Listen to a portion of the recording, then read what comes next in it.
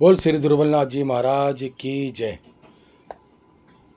पूजा करो, भक्ति करो, आरती करो और धर्म करो, लेकिन एक बात याद रखना, अगर आपने किसी को भी बेवजह परेशान किया है तो उसका फल भुगतने के लिए तैयार रहना और पड़ेगा, क्योंकि कर्म फल अटल है।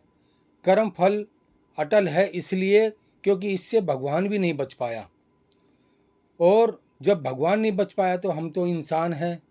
इसीलिए पूजा पाठ करने से कोई सोचेगा कि मैं बच जाऊंगा, ऐसा कुछ नहीं। महाभारत जीतने वाला एक शिकारी के हाथ क्यों छोड़ जाता है? क्योंकि कृष्ण भगवान जी ने भी एक शिकारी के हाथ अपना देह छोड़ा था, जो उन्होंने अपनी उसके तीर जो लगा था ना कृष्ण भगवान जी के, सारी उनकी शक्ति इसी में थी, पैर के अंदर, तो शिकारी ने तीर मारा था। तो इसीलिए सबसे पहले कहा गया है कि कर्म कर्म ही प्रधान है। मैं हर अपनी वाणी के अंदर एक बात ज़रूर कहता हूँ, क्योंकि जो मुझे कहीं से मिलता है वो मैं आपके साथ में बांटता हूँ।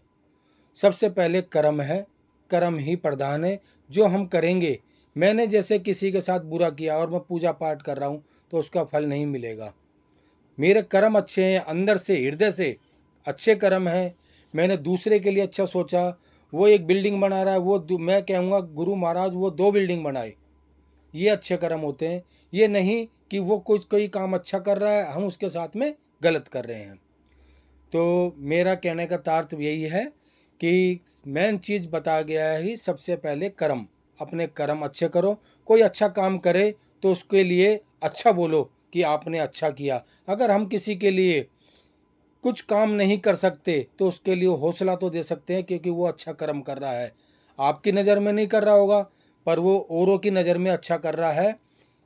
अच्छा करने के लिए बहुत साधन होते हैं, करने के लिए अपनी अपनी इच्छा ही होती है, अपनी अपनी मानसिकता होती है कि वो कैसे कर्म कर सकता है, कैसे नहीं। समाज की सेवा करके कर सकता है, किसी के बच्चों को पढ़ाने में मदद कर सकता है, या और गरीबी जो है उससे मदद कर सकता है। करने के साधन बहुत होते हैं। आप खुद समझदार हो मेरे से ज़्यादा, मैं तो आपका बच्चा हूँ। पर मेरे को फिर भी एक ही बात बोलूँगा कि जो भी कोई काम अच्छा करे बच्चों को पढ़ाने के लिए, लाइब्रेरी के लिए, या कोई गुरु महाराज के लिए, तो आप उसका सहयोग करें, साथ दें, ताकि वो काम आगे बढ़े। बोल श्री दुर्बलनाथ जी महाराज की जय। मैं खटीक विनोद कुमार नावरिया। बात अच्छी लगी तो कमेंट शेयर फॉलो करके जरूर जाना भाई जी। बोल श्री दुर्बलनाथ जी महाराज की जय।